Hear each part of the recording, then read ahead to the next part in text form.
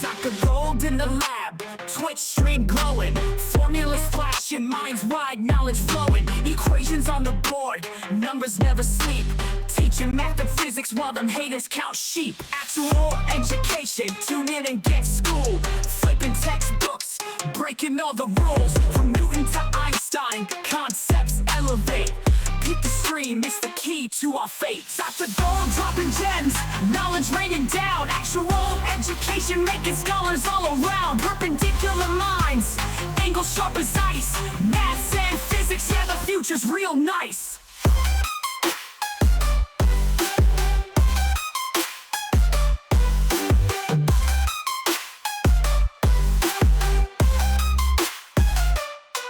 Got the Pythagorean triangles about to flex, quantum theories on deck, breaking all the specs, relativity theories, worlds getting small, grasp the universal laws, standing tall. From the atom to the cosmos, we rolling deep, grazing up the stars, no time to sleep. Black holes and supernovas, concepts we unfold, brain power heavy, yeah, that's Dr. Gold. Dr. Gold dropping gems, knowledge raining down, actual education making scholars all around. Perpendicular minds, angles sharp as ice, maths and physics, yeah, the future's real nice.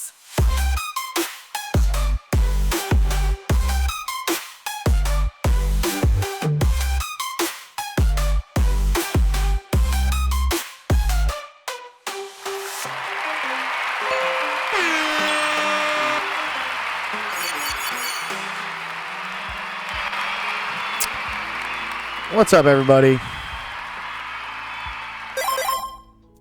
All right. Ugh. It is Tuesday. Halfway through the week, because technically, I think we get July 4th off, right? Or at least, I don't think I'm giving a lecture on Friday. So nice. That's dope. That's dope. Anyways, welcome everybody to Office Hours. Apologize. Independence Day. Happy Independence. Yeah, no, apparently today is like happy, like French Canadian Independence Day. Like, what's going on here? I don't know. U.S. Independence Day, or as we call it, the day we'd rather keep India. The day we'd rather keep India.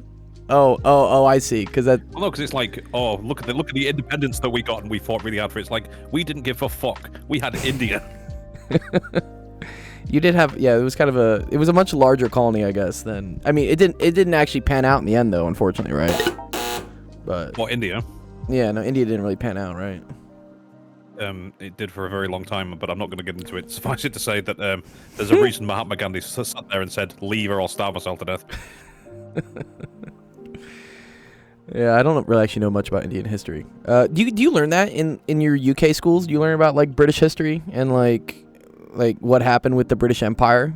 You know, British History, Empire never all set, it, right? Yeah, because there's got to be a lot there, right? In history, we learn everything. Like just all literally history. everything. Just Like all history. Just like the history of the world. There isn't a British history class. It just is history. That's too funny because in the U.S., it even goes down to the state. So, for instance, you take world history, that's a class. You take U.S. history, that's just about the United States. And then within your own state, you take, like, for instance, Texas history, or you take, like, California history. Like, there's its own individual history class. Well, that's fair because it's like large tracts of land, and so Sure. In analogous terms, each state is a country in Europe. Yeah, like, for instance, you don't learn, like, French history, do you? Yeah. Oh, you do? Oh. All history. He just says all history. Wow. Like, You know- literally all history. It's just all the histories. I actually had In interesting primary thing- school, it starts with British. Sorry. No, you good. In primary school, it starts with what? In primary school, we start with British history, obviously. You know, the Civil War. Wait, Civil War? Civil England War, had a Roses. The British had a civil war? Yeah, the parliamentarians against the long. I can't remember now. The parliamentarians against the Longshanks. royalists. Yeah. Okay. What year was that in, dude? What? I didn't know the Brits had like a civil war. I guess everyone has a civil war eventually. After we lost the 13 colonies, so because that's when Parliament went, no, we need the power, not the king. And No. They're like, y'all messed up. Like, how'd Basically, you we lose learned the U.S.? How'd you lose the U.S.? we learned from our mistakes, yeah. Yeah. But yeah, by the time you reach sort of the middle of secondary school, so year 9, you start to do French, German, Italian, European history generally, US history, Australian history. Yeah, it's all of it. Aussie history. That's gonna be a fun one. That's not a knife. This is a knife. Someone in the chat here. Hendrik Bussy is saying, for me as a German, I can confirm that our schools, we got German history at least 3 or 4 times in school. Twice in history, once in religion, and once in a German language class. That's pretty cool. We got a lot of German history. The Germans, they get such a bad rap. Yeah. Yeah, they do get a pretty decent bad rap. At least definitely recently. I was helping a student with their history assignment yesterday, and this dude's like, he asked me, he says, "Hey man, like, when the fuck did you ever use history? You know, like, why am I learning history? This is really dumb. Like, did you ever use history in your day-to-day life and stuff? Like, why am I taking history?" And I tell him, like, well, history is important for recognizing patterns. Like, does it matter that I remember exactly, like, which civil rights bill or which, I don't know, fucking court decision, like, established segregation or something? No, it's not. But it's the pattern recognition of how things in the world, like, keep repeating itself. I think that's, like, an important skill to learn. I mean, why would you say, like, history is important, Sensation? History is important because people do repeat it. Yeah. I mean, it's the whole adage, you know, those who forget history are doomed to repeat it, but it's happening now in this country. Stuff that people fought and died for, and it's like, oh no, you're not allowed to do that anymore. Yeah, no. Back to square one. Yeah, it's gonna be I think we do live during a very wild. You know, I actually used to be mad about it as a kid in, like, elementary school. This is before, like, 9/11 happened. I used to be upset that nothing interesting was happening in the United States or in the world. I was, like, mad that we weren't at war. Like, it's really, like, dumb looking back now, but at the time I was like, man, my timeline is the most boring timeline ever. We're not in any wars. We're not doing anything crazy. Life is chill. Like, this sucks. Like, we should be doing something. And are we doing something these days? I know that's the joke. I mean, things are probably worse now than they've ever been. Yeah, I agree. Yeah. It's kind of interesting. You watch old sci-fi shows from, like, the 90s. Well, not that old for me, but generally. Sure. So they would just use racial epithets in the open. Because it didn't mean anything anymore. And then you get sort of post 2000, and it's like, oh, you can't say that. That's really, really bad to say that. It's bad. Oh, I see all the censorship. And then all of a sudden, it's, all right, we can use these words to attack people now, can't we? Yeah, because now you've given some violence to them, right? By banning them and saying that, like, these are not allowed. Now you've given some sort of, like, force behind them. Yeah. Well, because before it was just a matter of statement. It's like, you know, please don't use that term with me. Why not? Because it's like, don't call me a spongehead or whatever the fuck it was. Spongehead? Oh no! I can't remember it. What's up, Amelia? This was like the 90s, so it's like, you know, you can't say that to me. It's in the similar vein as kike and wop and stuff like that. It's yeah, like, all the racial ones. Yeah. It was just a statement of fact, and it was like, you know, it kind of washed over you, and it was like, oh well, that's what our parents used to say. We don't say stuff like that, and you know, racism was gone. Sure. I think maybe probably the connectedness of all the internet and stuff just allowed, I think, these echo chambers to form where now people with, like, extreme ideas and stuff get to, you know, just find other extreme people like themselves, and then that starts breeding, like, these weird, like, cultures around, like, actual hate. And then we have to come up with, like, these safeguards that, again, I don't think really apply to. I think most people are not actually racist. I think we're pretty chill people, you know, but we have to, like, create these things to, like, try to insulate the, you know, basically, like, the 4chan like, from, like, please don't come out into the real world. Because that's slightly different as well, though, because that was people using racial epithets to annoy people. Yes. Not not necessarily to be racist, just to irritate. Yeah, it was just to bother people. We call it rage baiting, right? Yeah. See, Hendrik says, I mean, I am politically active, and knowing history helps you in a matter of debating on certain topics and knowing certain structures, or better realizing them forming in different governments and Congress. Yes, I agree, Hendrik. Yeah, I think it's always good to be informed. I think just knowledge in general is great. Just like, I think if more people knew shit, we'd have less problems in the world. It'd be great. Amelia, welcome. Amelia's from our UCLA class. Welcome. This is technically my office hours as well for the UCLA students. So they're coming in from like physics, wave equation stuff, and hearing me in Sensation talking about the current geopolitical climate of the world. Talking shit. Yeah, that's good. No, it's good. I like to just open it up with things. Slayer says, "Isn't that because you're biased American media, though?" Yeah. All media these days is like really fucked, anyways. It's almost impossible to get a neutral view on things. And at this point, I can't even believe any of the videos coming out, because all this AI generated video is getting too good. It's like scary good at this point. I don't know what's real anymore. Yeah. See, that's only a problem if you're looking at it on a screen this big. Sure. Oh, I see. Yeah. So if you're, I see. If you're looking at a real size screen, you can tell it instantly. Yeah, that you can see the things that are off in it and whatnot. Yeah. Slayer says, for Sensation Black, I was talking about this with some peeps today. Revere Clement Attlee. Who's that? Was he UK Prime Minister, apparently? Yeah. For his post-Second World War Prime Minister.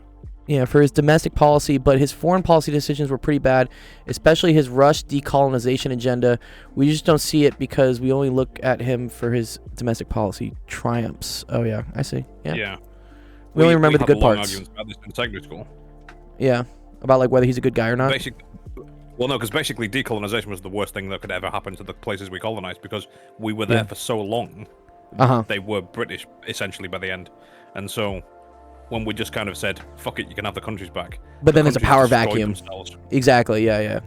It's like they've been spoon-fed on, I don't know, a diet of like something, and then like you just removed it automatically. Just like, now you can't eat cheese anymore. Yeah, because I mean, India's probably the biggest one. It was never a solid nation for hundreds and hundreds of years before we even turned on. Which eventually led to the British Raj around Queen Victoria's reign. And then it was ours for hundreds and hundreds of years from that point on. So. And then we were like, all right, peace. We gave you like trains and shit. Try to figure it out. Yeah. We gave you parliamentary democracy and trains. We're out. We're out. Peace. All right, let's see. Amelia's got a good question. It says, I was wondering if you could go over how wave speed varies with tension again. I have the final occasion written down, but I got kind of lost in the sauce when you were explaining the mechanics of it. Yes. Okay. Yeah, let's do that. Let's do some of that. And then, Hendrik, feel free to like drop stuff in the chat. I'll get to it. But let me do some physics real quick for people. All right, let's start the stream. All right, welcome everyone to Office Hours. My name is Dr. Gold of Sexual Education. Stream helps you with math, homework, science homework. All sorts of fun stuff. We also do discuss geopolitical things. You know what I need to bring back? I need to bring back the Golden Hour podcast. I need to bring that back on Fridays. Just like talking shit about stuff. That was always fun. Maybe I will. Well, this Friday's July 4th, so I can't really do that. But maybe next week.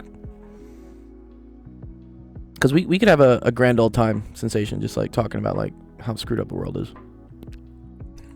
A million things to talk about, not enough time to talk about it. Exactly. And geopolitics is only one of those things. Yeah, it's only one of the small facets of things. Let me see. Amelia's asking about wave speed with tension. Yeah, this derivation is kind of screwed up. I remember this one. Wave speed and tension. Waves to a solid object. Yeah, wave speed and tension. Yeah, that's actually really cool. Let me explain this. It is pretty cool. So, all right, because I want to go over this a little bit slower. Yeah. Oh my god, I'm stupid. Wait. What's up? Waves. There's two types of waves. Two types of waves. One's the compression wave, and the other one's a sine wave. And Good. I can't remember what they're properly called now. Longitudinal. Compressional is like longitudinal. That's the one that does like this. And then transverse is transverse waves. Yeah, he got it. Amelia says, is this like combined education YouTuber office hour? If so, that's sick. I vibe with that. Yeah, so before I was even teaching this class, Amelia, I was already doing this like 3 times a week where we just, it's an open office hours where people ask whatever questions, like anything, math, science, I don't care, even like some history questions. And then because it's the summer, not a lot of people really need help with their math or science homework because they're not really taking classes, so it kind of dies down. So I was like, oh, let me just like throw my UCLA class on it because they'll at least give me a lot of like good things to go over. And so yeah, it's, you vibe with it though, that's cool. Yeah, it's like a chill, laid back setting, and the nice thing is that other people learn like while you ask questions. Mad respect for you, you're lit. Oh, I like that. Thank you, Millie. I appreciate that. I'm me sitting there trying to throw up gang signs. Gang signs, we're just lit. This is the physics. Yo. This is the physics gang sign. It's the QV V cross B, dude. E cross B. Oh yeah. Yeah. Oh, you don't like the other, what is it the right hand rule versus left hand rule? Which one? I don't like the curl one. I don't like this. I don't like this. I think this one's garbage. I like this. Is it the left hand rule you don't like? Well, the left hand rule is if the particles are, I think, negative. Yeah, it depends on whether your particle is like positive or negative. This is like, well, I know it looks like my left hand versus my right hand, but yeah. Hendrik says mainly physics or STEM. It's honestly a discussion about anything, but I give priority to people who are asking specific physics STEM questions, especially physics right now because it's technically my office hours for UCLA. So I just like, I don't know. I know some people like do office hours and no one shows up. And then you're just like sitting there like with, I don't know, your hands up. You're like, what am I supposed to do? So it helps to have an audience to ask other things too. But okay. So, yeah, let's talk about wave speed under tension. That's pretty cool. So if you had, for instance, a wave, well, like not a wave, sorry. Let's talk first about like a piece of rope. Okay. And this rope was tight, right? It was taut. That would have a force of tension inside of it. And what we learn about in physics is that the force of tension acts in opposite directions from like wherever you are. So if you, for instance, had like 2 boxes here and they were connected by a rope and there was some tension in here, this thing would feel a force this way from the tension, and then this box would feel a force this way from the tension. So tension pulls on the opposite ends of things. If we have a section of rope here, we could think about a small piece of that rope having some mass, okay? And what we learn earlier is there's this thing called mu, which is linear mass density. Mutorant. Yeah, mutorant. Yeah. Mutorant was the best.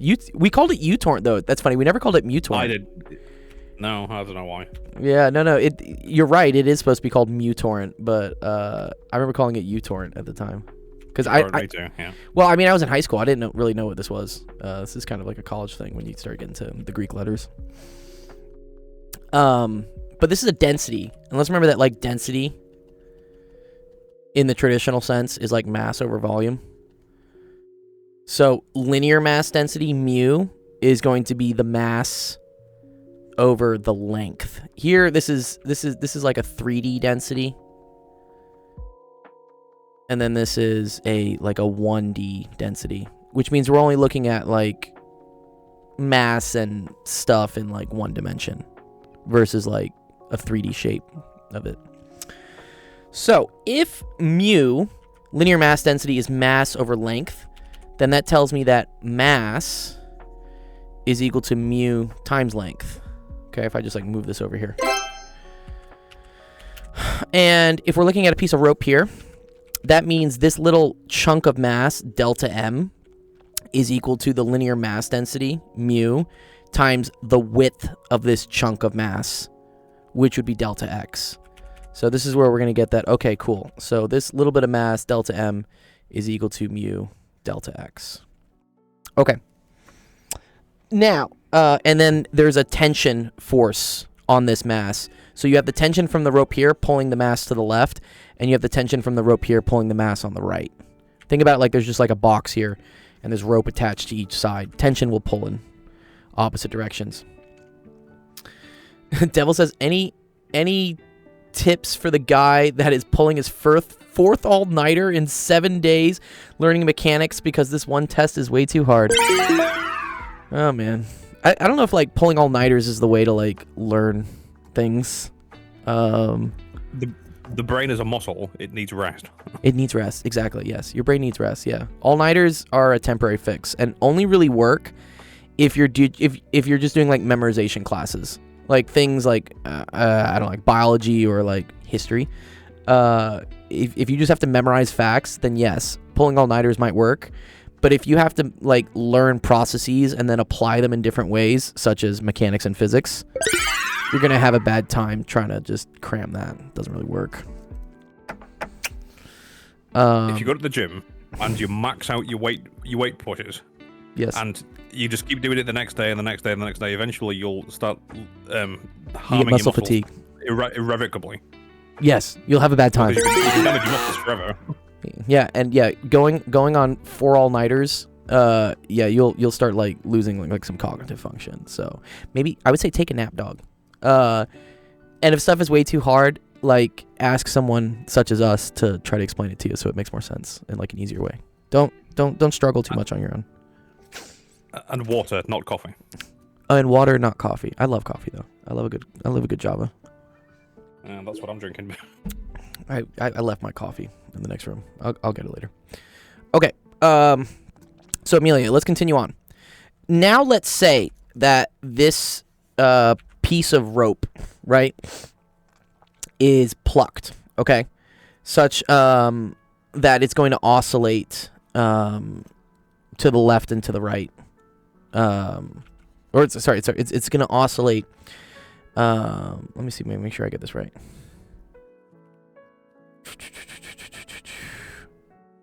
Oscillates perpendicular to the wave motion. Okay, good.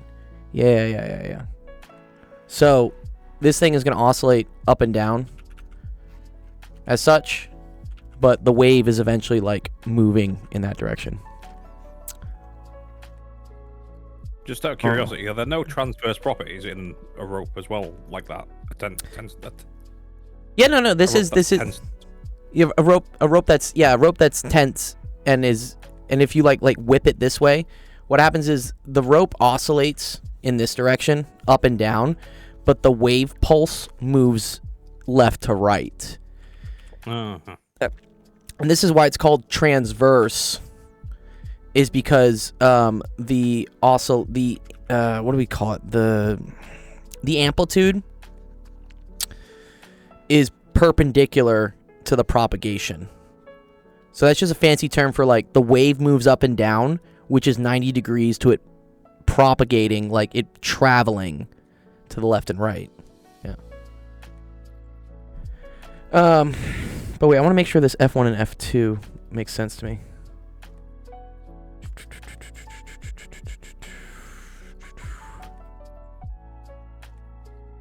If you pluck... What's up, Equity? Good to see you, dude. And good to see you, M.A. Diong. You have issues with machine design. Ooh, interesting. Well, you can submit a screenshot using the link down there. I'll get to it after this. Just make sure this is fine. Okay. Remember, screenshots plus. Screenshots plus. And the positive and negative x direction is constant. Cool. Love that. The net force of the string is the sum of the tension force and restoring force. The x component of the force of the tensions cancel, so the net force is equal to the magnitude of the x component of the force. Yeah. Okay. Oh, I think I see what's happening. Okay.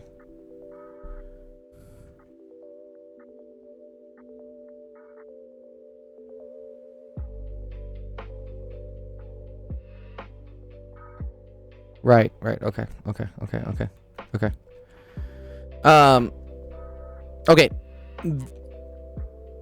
if this thing is being plucked, okay, and it's moving, right? Then there's a force, right, moving this section down, and there's a force moving this section up, and that's going to be F1 and F2. Okay.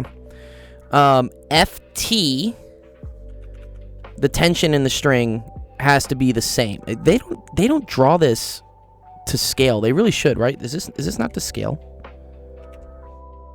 No, it's not. Oh my god. Who created this diagram? That's terrible. Yeah. It's not a thing though. You always assume that it's not to scale. I guess you do, but like that's really bad for them to do that. Okay. Right, okay. There's tension in the rope. That pulls to the left and to the right. That has to be equal. But then there's also up and down forces which are causing this thing again to oscillate up and down, right? The amplitude, which is like the movement of the string, is perpendicular to like how the wave is propagating. So what we can then do here is think about what the slopes are. Okay, I see. Okay. So, if we consider this point right here, okay, and I want to talk about what's happening here, right? The slope of this would be equal to, this would be dy dx at, we would say, position x2, okay? Like that's the slope of that. And the slope of that is the same thing as the opposite over adjacent of f1 over, f2 over ft. One sec.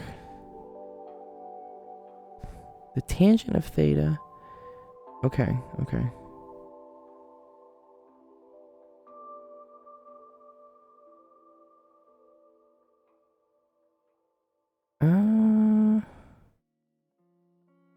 I do not like this derivation, actually.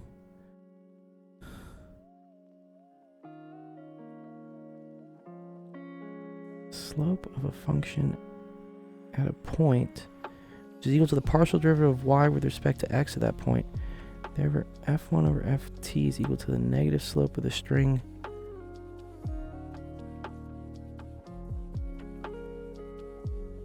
at f1. 2t is equal to the slope of the string at f2. Yeah, this, where are they getting this from? One sec.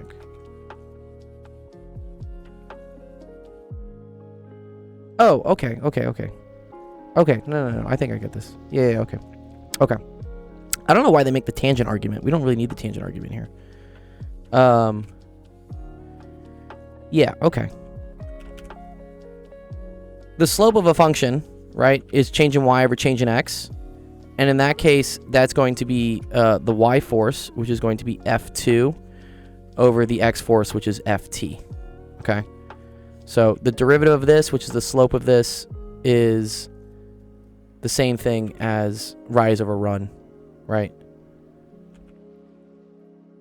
Right, change in y over change in x. And that's of the forces. Okay, so that's how we get that. Then if we look at here,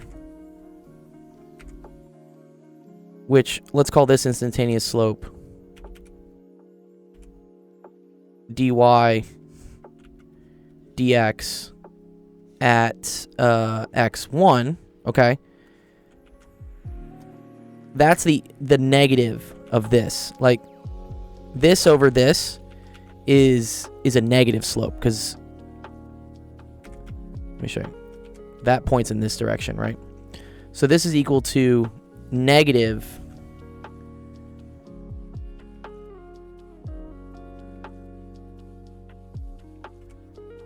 f1 over ft. Right. Because I need the slope here to be negative. Okay. I got it. I think I got it. Negative 1 over ft is dy dx1. Okay. All right. So then we try to figure out what the net force is on this section of mass, right? This little piece of mass, which is equal to mu delta x. And what we see is that the tension forces cancel out. Okay. So the only thing I really care about is F1 versus F2. And what I have is, so, okay, that's going to be F1 plus F2. But from here, we can say that, okay, cool. So F1 is equal to negative Ft dy dx at x1. And F2 is equal to positive Ft times dy dx at x2. Okay, 1 sec, Amelia. Let me make sure this makes sense to you, right? Because it's important that we get this, right?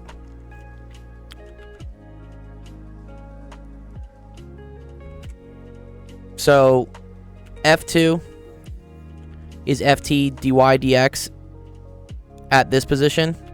And then F1 is negative because it points down. And it's Ft dy dx at x1. In this case, Ft is a positive number all the time. It's just like a magnitude.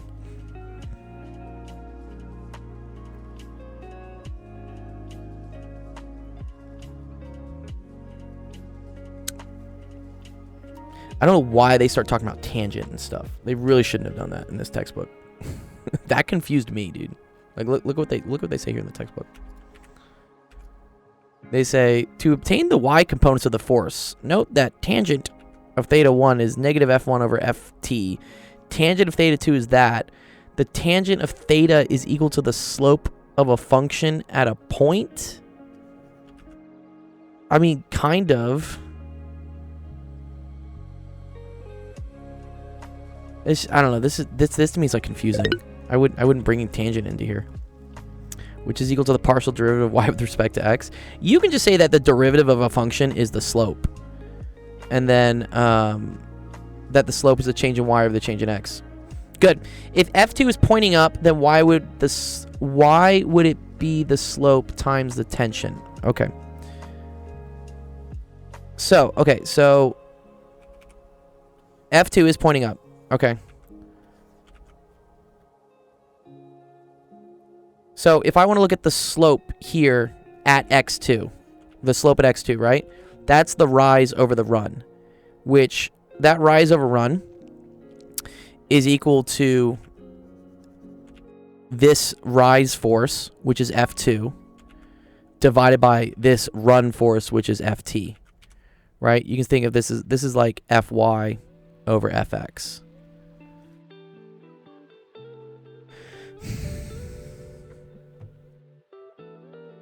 Like, we think about that, I guess the curvature of this wave has to be due to the forces that are kind of deforming it.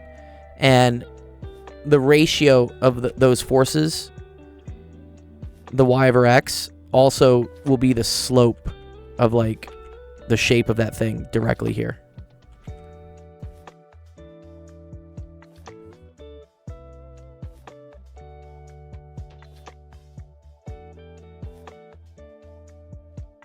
Right? Okay. And so F2 is pointing up. Okay. So this is, right, delta y over delta x, which is Ft. Okay. And that's equal to the slope. So now if I take this and just multiply it on this side, that gets me that F2 is equal to Ft times my partial derivative at x2.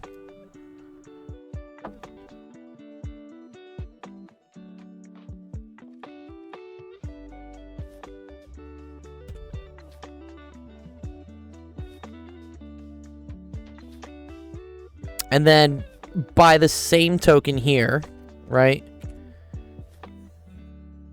In this case, the slope is equal to negative f1 over ft.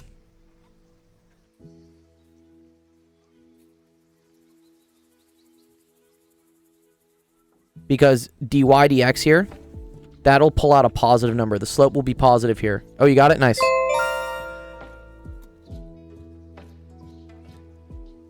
Oh, is my stamina not working?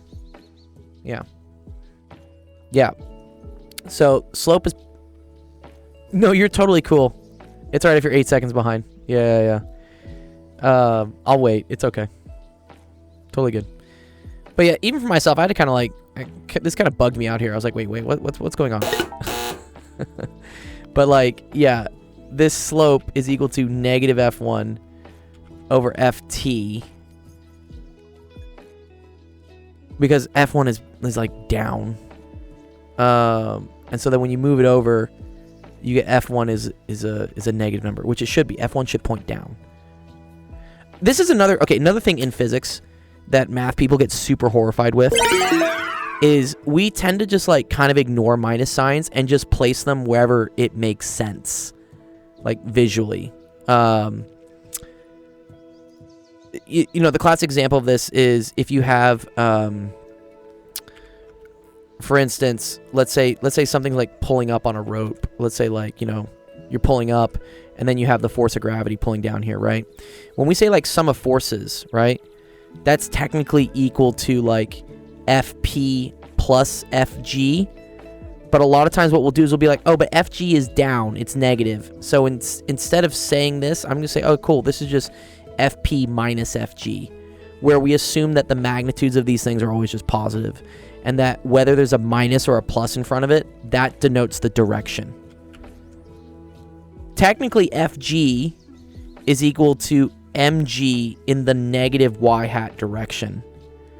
But I see students get confused all the time with this in mechanics, because they'll say, oh wait, but gravity points down. Isn't it negative 9.8? So shouldn't this be m times negative 9.8? And then it's negative. And then, yeah, if you're consistent there and then you add it, then sure, the negative comes out. But if you plug that into here, then you have another negative, and then it turns it into positive. And so what I always tell students is that like acceleration is equal to negative g, but g is always equal to positive 9.8. This is always a positive number. The negative out front here just denotes the direction of it, which in some cases, for instance, if you're running like an Atwood machine, if you're doing one of these things, okay? Now acceleration due to gravity isn't always negative, because it depends like what direction you say positive acceleration is. Let's say, for instance, this is like 3 kilograms and this is 2 kilograms. Naturally, this whole thing would like rotate this way, right? Like the heavier thing would go down, this thing would come up. In that case, I'm like, okay, cool, positive, negative, positive, negative. Now, when I calculate like force of gravity here, the force of gravity is equal to positive mg, because the force of gravity points in like the overall direction of positive acceleration, because this whole system, when it moves counterclockwise, is positive acceleration. Whereas in this case,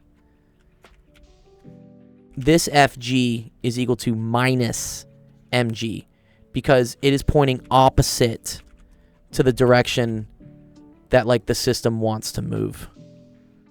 So, yeah, I say G is always 9.8, but whether something is positive or negative out front depends on your coordinate system and depends where things are going. In this case, like this thing going down is positive acceleration, and this thing going up is positive acceleration for the whole system. You could also flip it. You could also say that this is negative, this is positive, this is negative, and this is positive. But then these flip. Then this is positive mg, and then this is minus mg. So, I know, yeah, it's a lot, but like, yeah, physics is, with the minus signs, don't get too like invested in, I have to make sure I have the right mathematical minus sign. You just look at the picture and determine what it should be. It's kind of like my best explanation. Math people hate it. When I say that, they get so mad. They're just like, no, you can't just arbitrarily assign minus signs. But I'm like, but yeah, bro. I mean, that's how it works. And I think it'll make the most sense. Like in this case, I know this derivative is going to be positive, but I know f1 needs to be negative, so I can just like put a negative sign in front of there. Because technically looking at this way, this is kind of weird because like f1 is negative and ft is also negative. So these would cancel, right? And then you would, I guess you would also get you would get a positive slope there.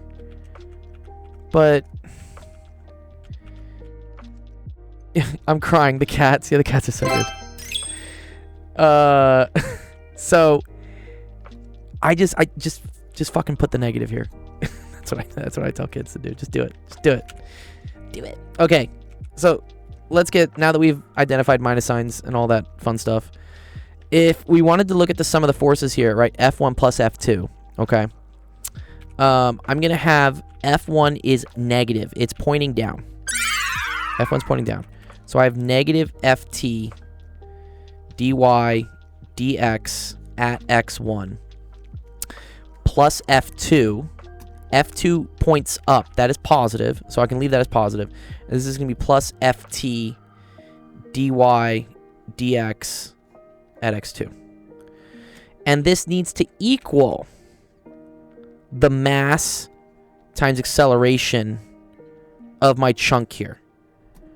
And in that case, the mass times acceleration is going to be, let's remember, the mass is going to be the mass density delta x. So what the mass density is, how wide in delta x that is, times the acceleration. And the acceleration of this thing is going to be d squared y dt squared. Okay?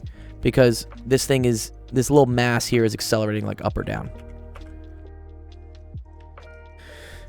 Let's remember that acceleration is like the second derivative of position with respect to time, and the direction it's moving is the y direction, so that's the derivative we care about. All right. So then from here, I'm going to pull out an ft from both of these. And I'm going to get, and I'm going to also switch them, the signs of them, because this is positive, this is negative.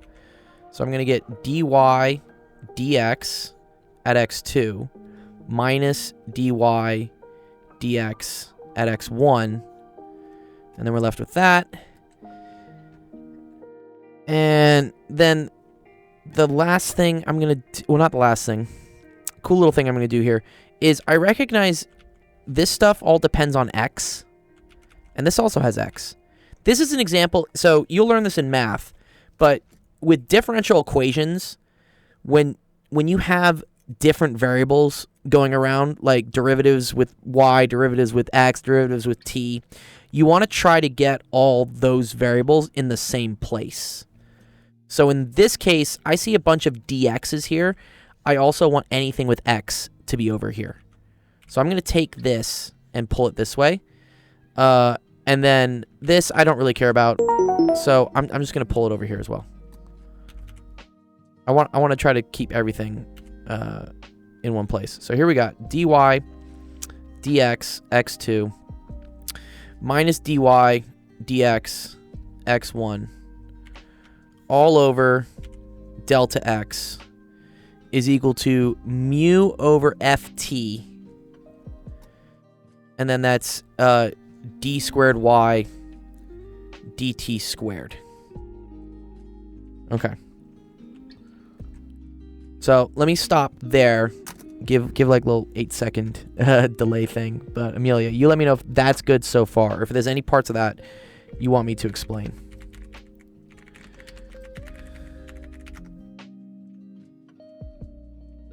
We do this in physics where we use like a diagram and pictures and force whatever the fuck to like create these equations. And then at some point we just like turn off our physics brain and we just slam the accelerator on like it's math time. And that's kind of what we're going to do at this point is I've kind of figured out the physics of getting to this part of the equation. And now I'm just going to think about it just in terms of math terms. And some cool stuff will pop out.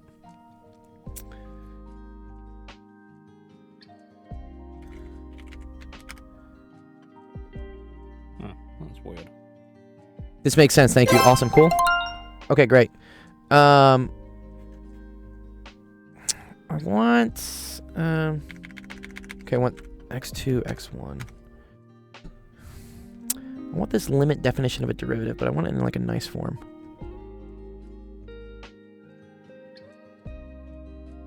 Okay, whatever. I mean, I guess this kind of works. I'll take this. Is your image not showing? Brick. That was weird. Why was that not showing before? Dude, I wonder if it... Well, a Discord does like auto-censor shit sometimes.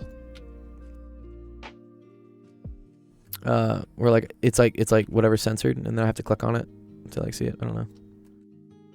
They're adding new shit all the time. Okay, so something. See, I have to click on. I gotta click on this as well. It's the Happy McFind Out. I'll continue to click on for you, Sensation. Okay. What I'm gonna do, Amelia, next, which is a little trick here, is I'm gonna take the limit as delta x goes to 0 of each thing here. So what we're doing is we're considering that instead of looking at like some, you know, finite chunk of mass here, I want to think about like the infinitesimally small like point mass, like what's happening there, like what's happening on like the individual particle level. And the way to do that is to shrink my delta x really, really far down so that I'm just looking at basically where delta x is 0 and we're only looking at one thing. So I'm going to take the limit as delta x approaches 0, okay? And yeah, doing that on this side, that does fuck all, because, I mean, there's nothing with x here anyways, so, like, whatever. So the cool thing here is that this part of the equation right here is the same thing as what you learned in calculus. That's dope! The limit definition of a derivative. I know everyone in math like fucking hates this when you learn the limit definition of a derivative, because you just learn the power rule like the next day and you're like, why did we learn this? Like, this thing sucks. But it turns out it's actually useful here. Okay. What this states, right, this limit definition of a derivative, is that if you have 2 points, let's say this is x1, let's say this is x2, and let me make it like kind of like cool. There we go. And I'm trying to figure out, and then here, let's say this right here would be f of x1,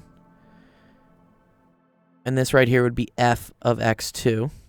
Okay, if I want to find the derivative at x1, right, if I want to figure out, like, what is f prime at x1, that's equal to y minus y, y2 minus y1 over x2 minus x1, right? It's equal to, like, the slope between x1 and x2, which would be f x2 minus f x1. These are the y values at x2, the y values at x1, divided by x2 minus x1. Okay? And this x2 minus x1, we will sometimes say that, okay, well, this is just the same thing as delta x, right? This is just delta x. And you should see like a pattern here, right? This is the slope between x1 and x2, but the derivative occurs when you have that distance between x2 and x1 going basically to 0. So we say when the limit as delta x goes to 0 of this. Like, for people watching who don't really remember calculus and stuff, it's okay. So what you're doing is you're taking this x2 and you're moving it as close as you can here. Oh, why can't I move this? I should be able to move this. Yeah. Because the closer you move x2 to x1, the more accurately this, it's called the secant line, the line between x1 and x2, predicts the instantaneous slope at x1. Is where that comes from. Yeah. Okay. There.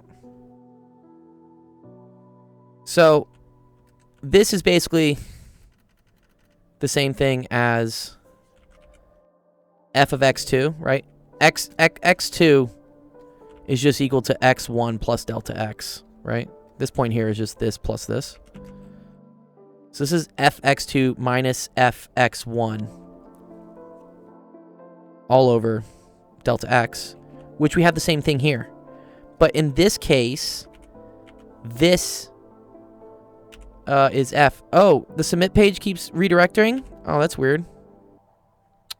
Why is it doing that? Let me check it for you real quick. It shouldn't be. When you hit submit or when you go to the web page?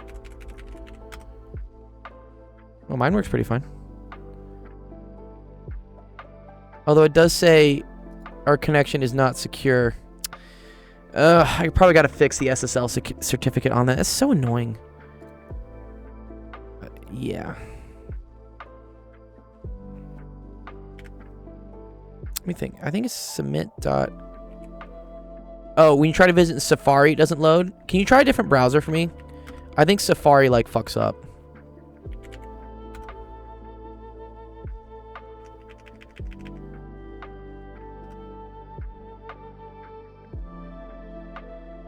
Here's the other thing, Guitar Ninja. If you go to, let me find it for you 1 sec. Where is my chat? If you go to the main web page, so if you go to that, you'll see this, which is literally like my fucking Apache server, like index of. And then if you click on this, it'll take you to it. It should. There might be some weird thing with the redirects with Safari. I know this because it was a bug I was dealing with earlier, trying to get SSL certificates for it. I built that whole website myself, just like off of like raw like command line and like a Linux server. And unfortunately, there's just so many weird things for getting certificates to work correctly. But try that, Guitar Ninja, if it works. Okay. Anyways, back to here. So this looks like this, for instance, is f of x2. And then this is f of x1. And so what we're really doing is we're taking the derivative of f, which in this case is the derivative of partial y over partial x. That's what this whole thing becomes. This whole thing becomes the derivative of partial y over partial x. Is equal to the same, right? Mu over ft d squared y dt squared. Here, let me move all this down somewhere else. I'm running out of space. Need more space.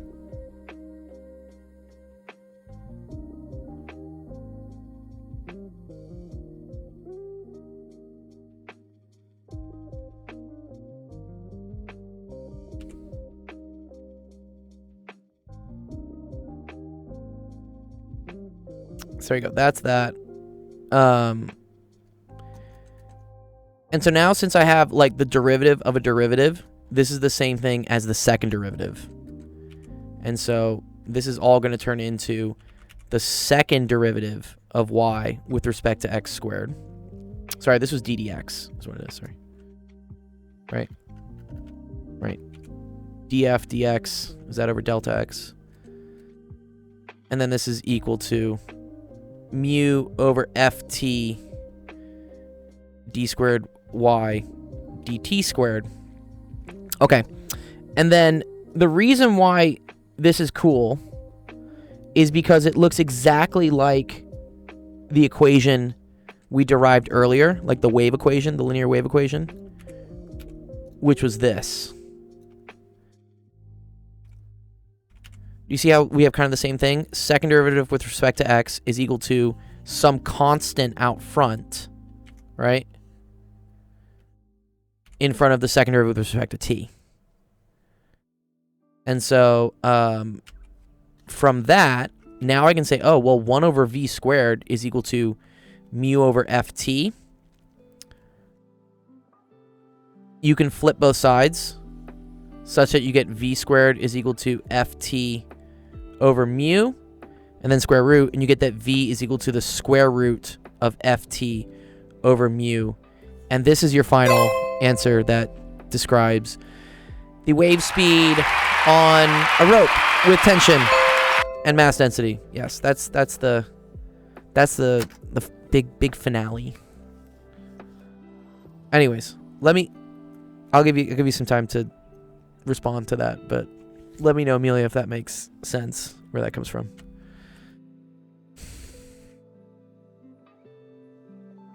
It's quite a lengthy explanation, but I think it is really cool. It's very cool that it comes out to be that. It's very cool that it's self-consistent.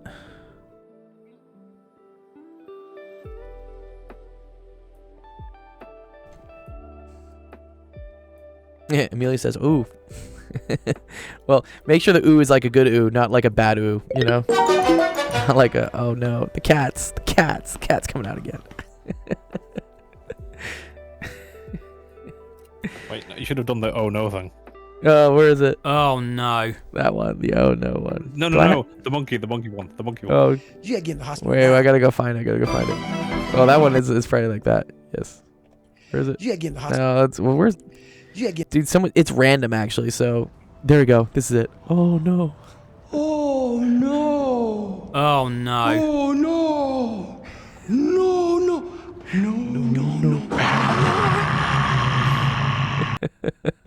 Okay, Amelia says it makes sense. Awesome. Love that one. Love it. Nice. Oh, okay. Cool. That makes more sense to me now. When someone speaks and their voice is recorded, how is it separated from the background noise? Like with a microphone? I mean, usually they're pretty directional is what they are, right? Yeah, this one is. Yeah. Depends what type of microphone you have. I mean, these things do definitely pick up background noise. Like, if I start turning my fan on, like, you'll hear the fan.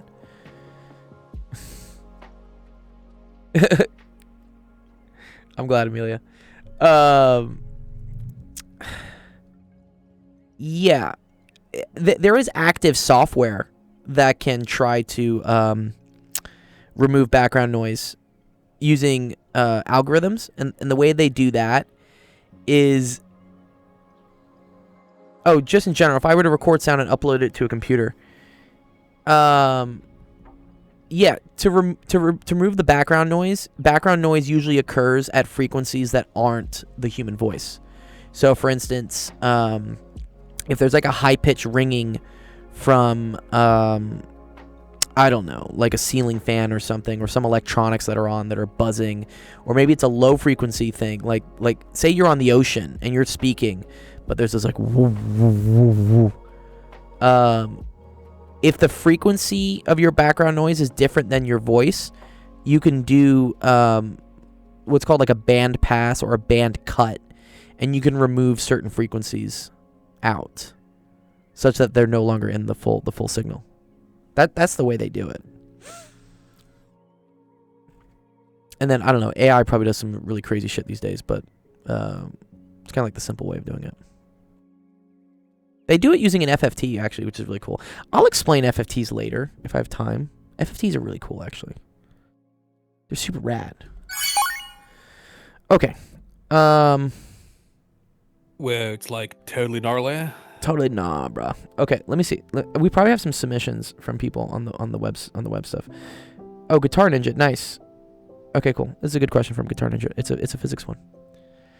You're welcome. You're welcome, Amelia. Peace. Oh no. Oh no. Oh no. Oh no. We gotta get you to actually. Oh no. You know, it's the NAUR. It's like. Oh nar. Oh nar. Oh nar. It's like oh nar. Nar. Oh man. Okay, let's see. This is a good question from Guitar Ninja. Looks like Guitar Ninja got their thing to upload. Congrats. What is the required velocity to escape the gravitational pull of a planet with a mass of where is it? Oh, okay. Mass of 6 times 10 to the 24 kilograms and a radius of that. Ooh, okay. I believe this is where you need your kinetic energy to equal the potential energy of gravity. Yeah. I believe that's how we do this one. This is just a simple mechanics question, I think. Okay, so one thing to know is gravitational potential. Have we done gravitational potential before? In your class? Let me know, Guitar Ninja, if you haven't. Gravitational potential. So, one sec. Is it like big G1 R1 over big G2 over fuck, yeah. Yes. I was halfway there. You're right. So we learn gravitational potential energy on the Earth is just equal to mgh. And this is like a simple approximation for things that are on the Earth's surface. And we say that G is equal to 9.8. It turns out that like if you're talking about big fucking things like planets and celestial objects, you have to use a more complete form, which is capital G. And then it's M1, M2 over R. Okay. So this is the potential energy of big objects in space, okay? Where G, I believe, is equal to 6.67 times 10 to the... Ooh, what is it? 10 to the minus 11.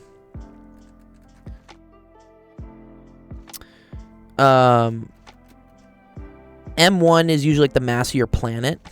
So that's going to equal 6 times 10 to the 24. M2 will be equal to the mass of whatever my spaceship.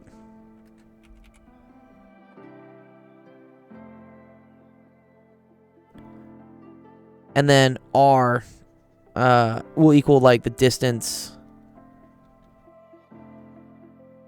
from center of the planet. Okay. So, in order to escape a planet, you need to have enough kinetic energy to replace the potential energy that is trying to like keep you there. So, you can think of it this way, right? If you are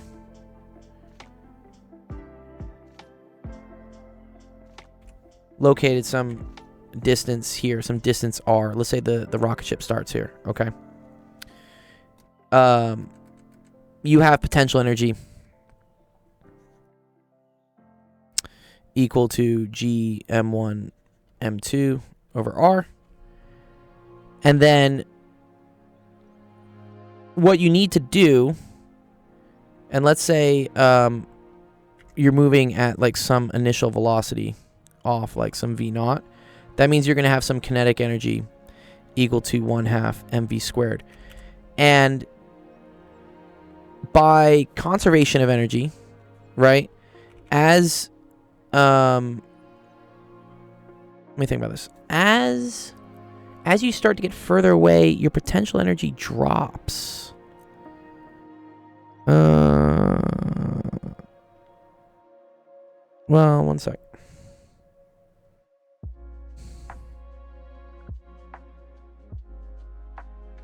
I gotta think about how like potential energy works because it's opposite now. Because zero potential is here. This is so when we talk about like big gravitational energy, this like way out here at infinity, this is mu g is equal to 0. Versus when we do on Earth's surface, right? We call this mu g is equal to 0. Like we would call on the surface 0, but here it's not. Let me think.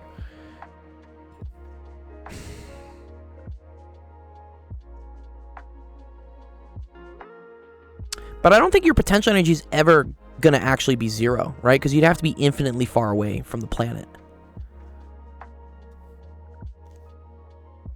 I think. Let me do a little bit more research because I want this to be like I know what the default equation is, which is just that kinetic energy equals potential energy. Like the potential energy, like trying to keep you stuck there, has to equal the kinetic energy that you're trying to like lift off with. And then you just end up saying this: 1/2 m2 v squared has to equal g m1 m2 over r. And then you just solve for v is what you do. Because the cool thing here is that the m2's cancel. And then you get that, what's this? V squared is equal to 2g m1 over r. So then v, which is the escape velocity, has to equal the square root of 2g m1 over r. Which, this, let's see, where's my calculator? Because we had a bunch of numbers there.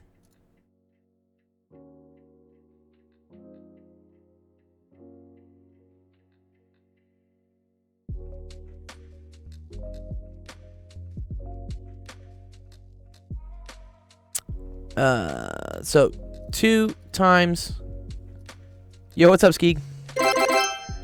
6.67 e to the, what is that, -11 times m1, Nice. which is 6. Thanks for the follow, Snowflake on Beauty. No way, bro, is educating us on physics. Yeah, I am, dog. It's real.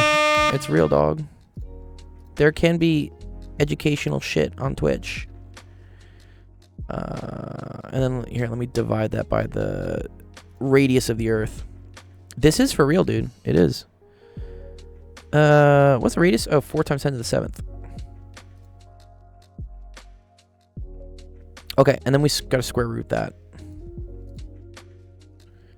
You're struggling? Well, then, yeah, submit a question, dude. I'll help you out, dog. There's a website down there. Here, let me... If you submit a screenshot to that website, I'll see it on the Discord, and then I'll go through it. Okay, cool. What's up, Nigma? So we get V escape is equal to, what is this? 473 meters per second. Cool. So that should be answer choice C. Okay. Yeah. I mean, that's how you do it. And sometimes actually in your classes, they just make you like, just figure out what this is. But I'm not exactly happy with that. I don't like memorizing equations. I like trying to derive it from first principles.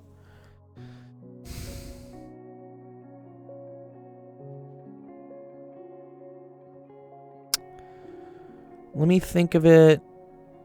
Hey, you tutored a student in physics last semester. Nice. What level of physics was it, Enigma?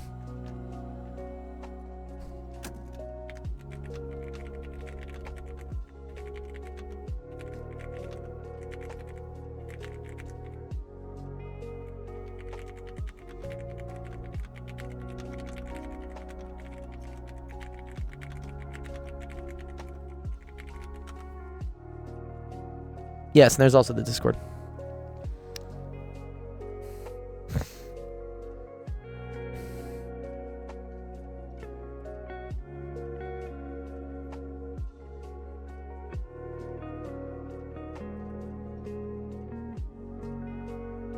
Ah, okay.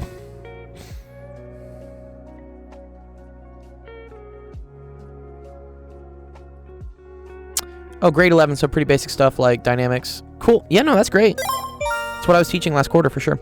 Okay, actually, yeah, I was right here. Okay. So, it comes down to like what the definition of escape is, right? Yes, Equity, I'll go through yours. Thanks. Sorry. Yeah, I was answering some of the physics people. So escape is really cool here. So if you get out to infinity, this is considered escape. And if you want to figure out the minimum velocity for you to escape, you want it so that like once you've reached infinity, that your kinetic energy is equal to 0. This is like the minimum velocity for. This is where it's kind of silly because like, bro, you're never gonna get out to infinity. But basically, what it's saying is that you're escaping the Earth's gravitational potential because you always have enough kinetic energy in the tank to beat out the gravitational potential trying to pull you back. So at the beginning, so we could say like, you know, on the surface, you have potential energy, which is equal to G m1 m2 over r, and you also have kinetic energy, which is equal to 1/2 mv squared. Okay. And then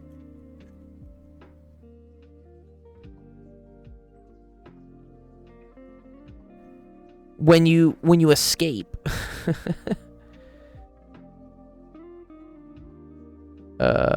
we say like at infinity.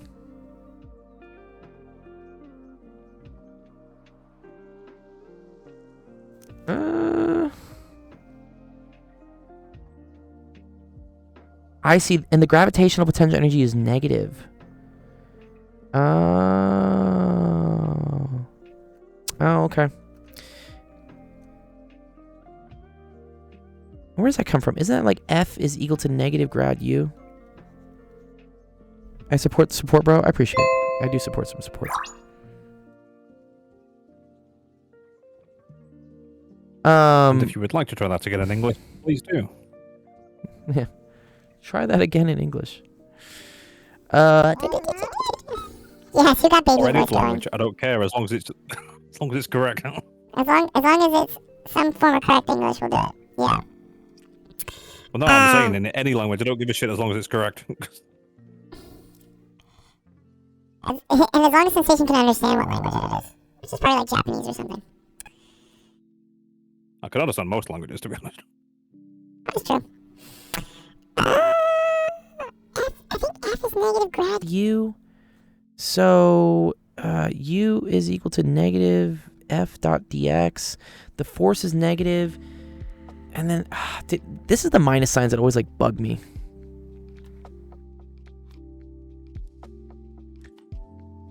Yes, okay.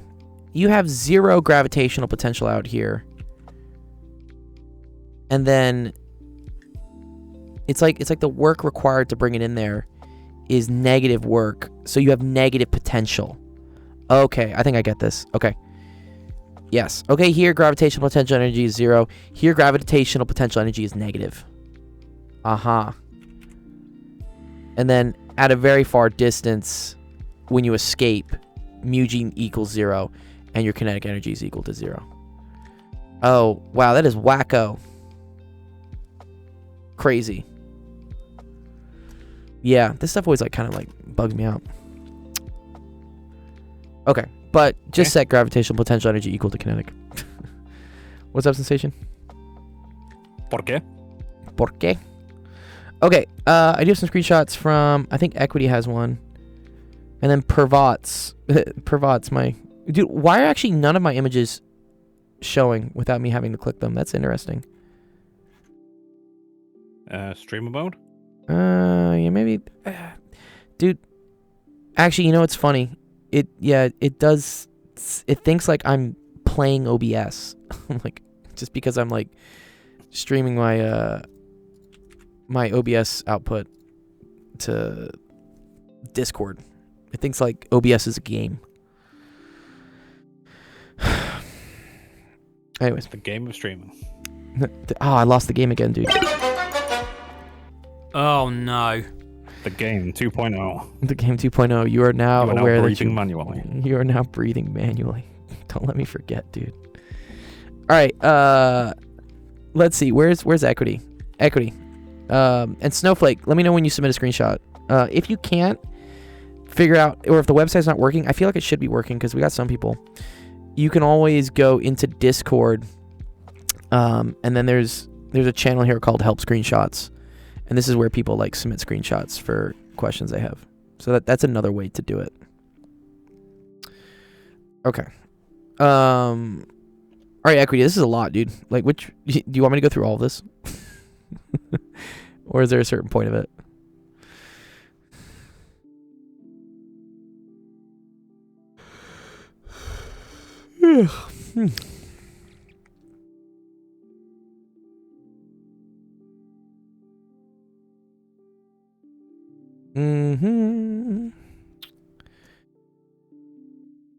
Point X then passes through its resting position, returns above its resting. This occurs 200 times in 1 second. Okay, some cool information here, Equity. So if something is oscillating at a certain rate, like times per second, that's a frequency, which is going to be equal to 200 hertz. And then they say it's 2 millimeters above and then 2 millimeters below. That tells me my amplitude is equal to 2 times 10 to the minus 3 meters. Okay. So P is equal to 1 over 200. The period, correct. Yeah. We don't use P for period. Please don't do that. Use this capital T. So 1 over 200. Yeah, and that's in seconds. Okay. Determine the possible coordinates for the 5 points F, G, J, K, and P. Okay. Well, I mean, that's pretty easy. So, yeah, if a period is... It's a trig question. Oh, so this isn't even physics. Oh, that's kind of cool. All right. Well, sorry, did we say it starts at the highest? Oh, it starts at its highest position. Okay. So, you know what this coordinate is going to be. This is time equals 0. Let me get a better color. Maybe like bright green. Is that easy to see? No. Orange? No. Oh, red. Red will work. Yeah, red's very easy to work. Okay. So this point right here, so this is going to be, this is the x-axis. This is going to be 0. So this would be 0, comma, 0.002. That's that. I could, but the key thing here, Jeff, is they said at time t equals 0, it starts at its highest position. So, and good to see you, Jeff. You're right. I could do a sine function with a phase shift. I totally could. I'm just going to call it a cosine function. Oh, and actually, no. You're actually right, Jeff. I am going to have to put a fucking phase shift on it. That's annoying. Okay. Correct. Thank you. Thank you, Jeff. Jeff is right. Okay. This is 0.0002. And then this other point here, right? This is going to be a full period away.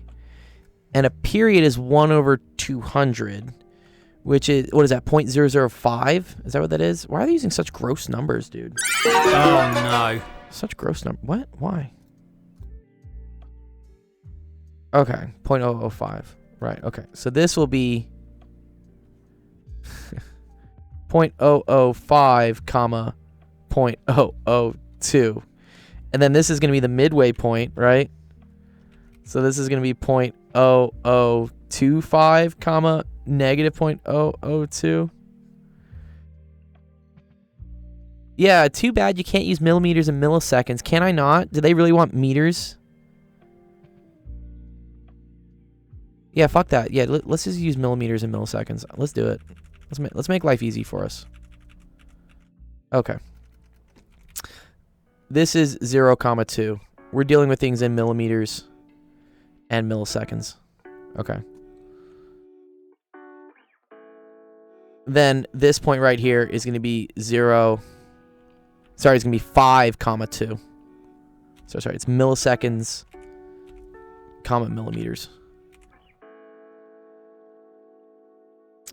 then this is not so bad, right? Because then this I know is 2.5 comma negative 2. And then this is halfway in between that and that, which is 4.25 comma 0. And then this point right here is going to be 1.25. Sorry, this is 4.75. Wait. No. 3.75. 3.75, and then this is 1.25, comma 0. There we go.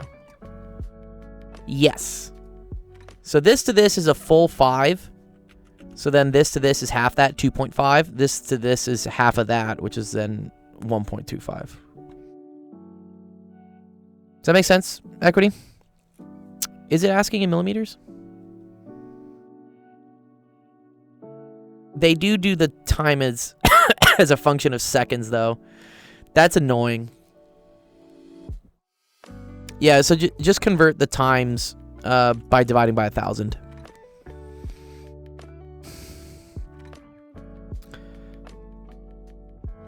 Okay, so then they want to talk about the function. Okay, well, this is easy. The amplitude is 2. So we say h of t is equal to 2 sine, and then this is it's omega. I always mess this up. I think it's t plus phi plus d, or this is the midpoint. But the midline is 0. Okay, so this is 0. This I screw up. Yeah, there is. So omega is equal to 2 pi over the period.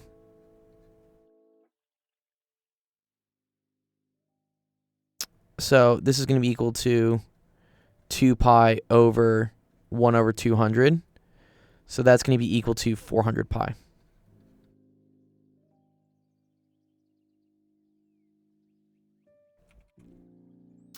So we have h of t is equal to 2 sine 400 pi, and then it's t plus the phase shift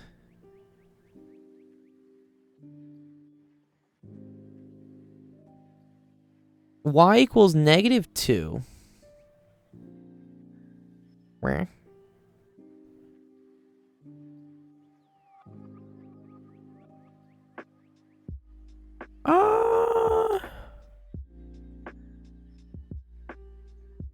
Yeah, I don't think it's 1 over 200. I think it's omega. This is also the same thing as like 2 pi times the frequency.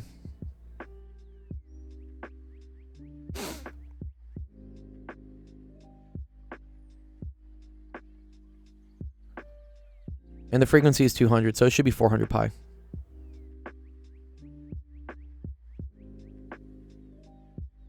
And then you have to think about like how much it's off by. So it's off by, it's scooted to the left by a quarter of a, by this much time, right? So sine would start here, but I need it to start here, which means this looks like sine, which has been shifted to the left by this amount of time, and that amount of time is 1.25 milliseconds. So yes, there you go, 400 pi, good. And then I agree with this. This is going to be yes, 0.00125. Yeah, good. I don't think it should be negative 2 though, Bob. I think it should be positive. Unless you were shifting it to the right and then it's negative. Yeah. Negative sign looks like this, and in that case, yes, that is a minus phase shift. Remember that minus on transformations for functions shifts things to the right? Positive shifts things to the left?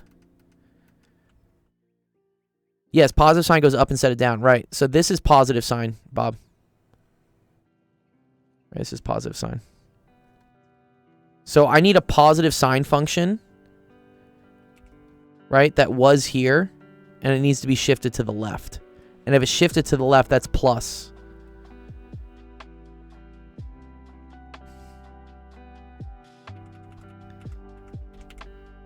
If it was negative sine, then this looks like a negative sign that's been shifted to the right. And shifting to the right is minus x, or minus phase shift. Do you remember this comes down to like function transformations, right? So if you have f of x is equal to something, let's say it's this, then let me do this. Then f of like x minus h ends up equaling like that. And then f of x plus h looks like that. So this like shifts left. And then this shifts right. Okay, cool.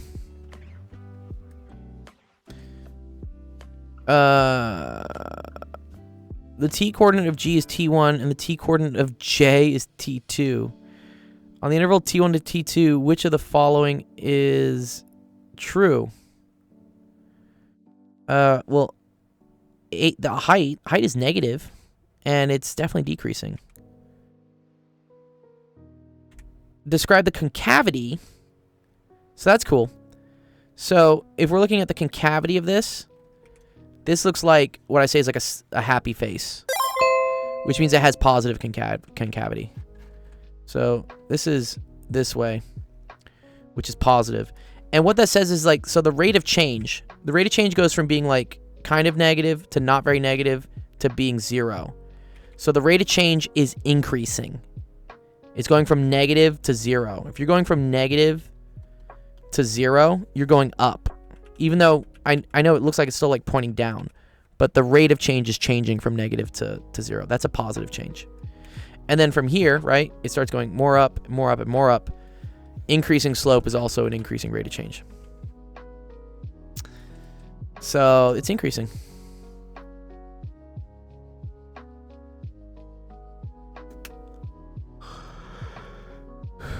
Nice. Does that make sense, Bob?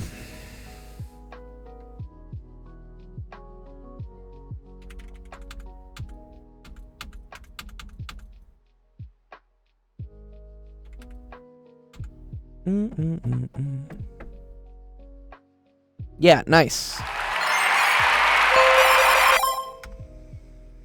Sick. You're welcome, dude.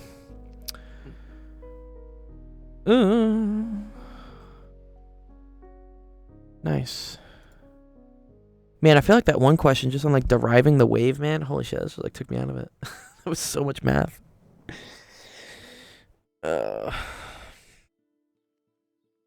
Okay. I feel like I need a sandwich or something. I haven't eaten. Oh, nice. I got paid. Love that. Love getting paid. Got to get paid. Gotta get paid at some point. I don't know. I submit hours for like certain invoices and just never hear back until like weeks later. And then I'm like, oh my God. My rent is due today, please. Invoices. Yeah, I do different things, right? I do like some consulting work, and actually, like that party I DJ'd, over the weekend, I had to send an invoice for as well. I got paid to DJ my friend's like after party at a club. It was actually really cool. One sec, I think I have a funny video of it because there was this hilarious moment when man, where did I think it's on my Instagram. It is on my Instagram. Give me a second here. So I was DJing on the decks, and some girl came up to me and she says like, I love the music. I was like, great. And then she asked me if she could like plug her vape into the decks to charge it. It's like, watch, I'll show you, dude. It's fucking hilarious, dude. This is me.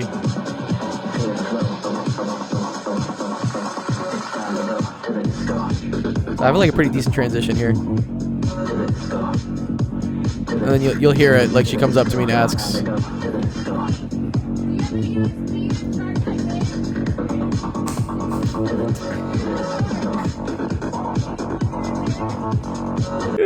Dude, she's like, do you have a USB to charge my vape? And I'm like, no. And she's like, I have the cord. Can I just plug it in there? And what she's referring to, I'll show you.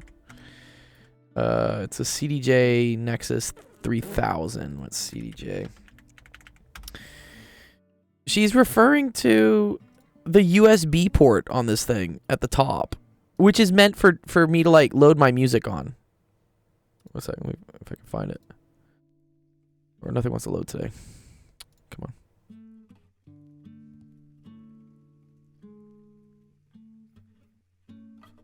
on. Yeah, there we go. Yeah. So you know what? Technically, it does say 5 volts, 1 amp. Technically, that would charge a vape. I mean, she is right.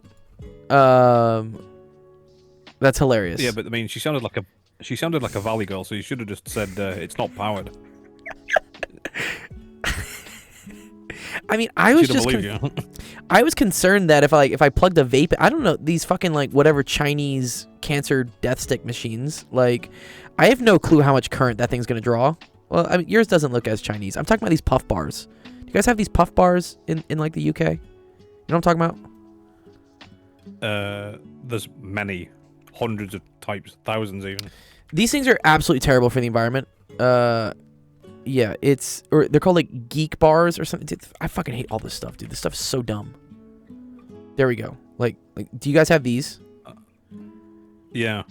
Dude, some of them have like screens on them now, which is ridiculous because these things are disposable, right?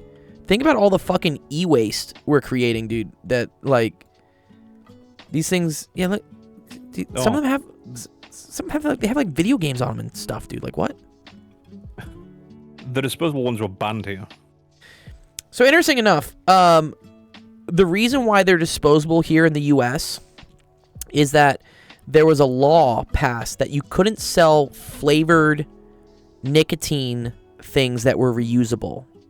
Well, so like the original thing came about because like too many kids were like smoking flavored nicotine, which right, the whole point of these things were to get people off cigarettes, but now they just got kids addicted because you got like fucking flavors like mint berry, jazz apple, whatever Pop-Tart thing, right?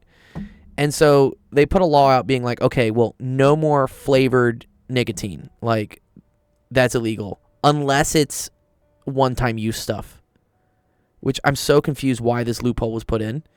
Because what it ended up doing is just having all of these companies create these, like, one-time use bar things, which are terrible for the environment and, like, e-waste. That's funny that they're banned in the UK. That sounds smart. Too much e-waste. Yeah, it's terrible. So they started selling. Hang on. I can't. No, I see They it. started selling these separately. Blue. Yeah, I know this company, Blue. Yeah, I know them. They're one of the OGs. And then you get one of these. Oh, shit. And then you have pods. Yeah, no, I see it. Yeah, and you have pods that you're supposed to put on. Yeah, that's originally what like a Juul was. Yeah, that's originally what this was Juuls were like, you had a battery charger thing and you had a little pod and you put the pod on. I was like, okay. The issue again is that like too many kids in schools were smoking these, so they banned them. But then for whatever reason there's a loophole that if they're disposable, they're not banned. Which I don't understand that. You're not going to stop kids from smoking if they choose that path. Sure. I mean, I do think you can like make things less attractive, you know? Like don't tell kids that like smoking is healthy. Or don't flavor it so that it's like enjoyable. Like cigarettes taste terrible. And yeah. Again, I've got an older perspective than you. I mean, I come from a council estate, and everybody smoked cigarettes because that's all that was available. Sure. Let me be clear: no one ever thought it was healthy, but everybody smoked cigarettes. It's like a social thing, you know. It was like, yeah, let's just like do some cancer together, you know. But I mean, we're talking end of primary school as well, not as a teenager. Yeah, I mean, these kids, like, here we go. There's a document on this, dude. Why did the vape industry in the United States turn to disposable? So I agree, like, convenience sake, it's terrible. Right, it was the flavored vape pod ban. Like, pods were not okay, but disposables apparently were. And apparently, like, they're still illegal, but the FDA just, like, doesn't really do much.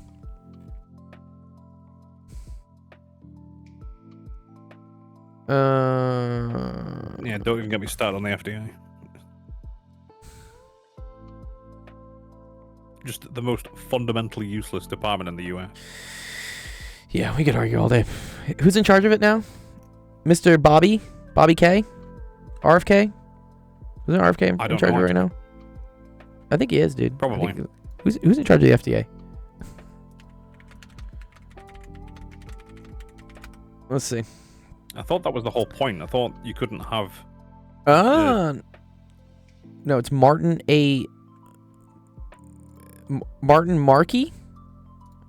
Or Robert Califf? This guy doesn't look trustworthy. Which branch is the White House? I guess this guy is apparently the head of the FDA. I have no clue who this guy is. Legislative, executive, judiciary. Okay. What branch of the government is the FDA? It is... Ooh. That's not really an answer.